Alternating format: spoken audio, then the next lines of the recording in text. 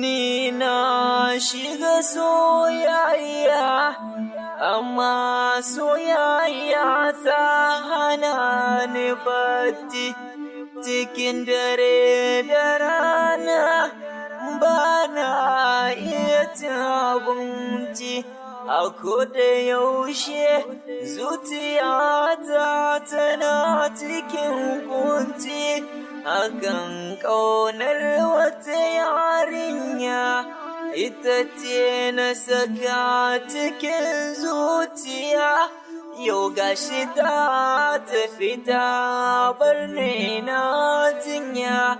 Ki tausaya mini dan Allah, kar ki bar so ya zamo ajalina.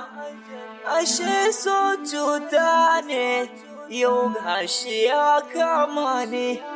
Ina son wata yarinya, ita ko tana ta guje mini. Dan Allah ki tausaya mini ki zo gurina. Ni ina son ki so na gaskiya, kin ji abar sona.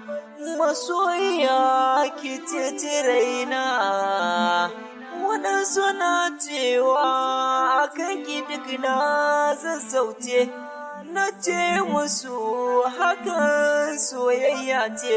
Ita soyayya ita kan sa ɗimoce.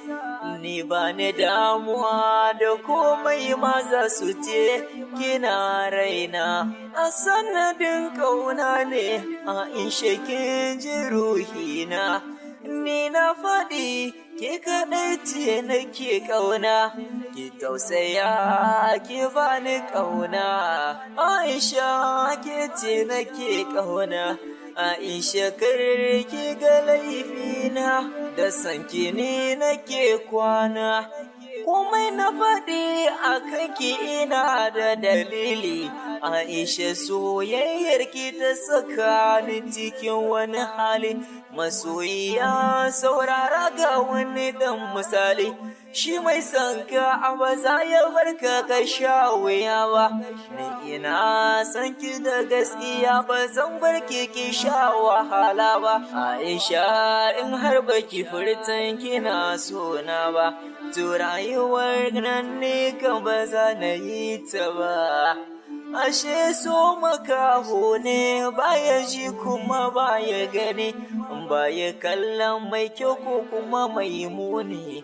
Na miki soyayyar da ba za na iya misalta ta ba.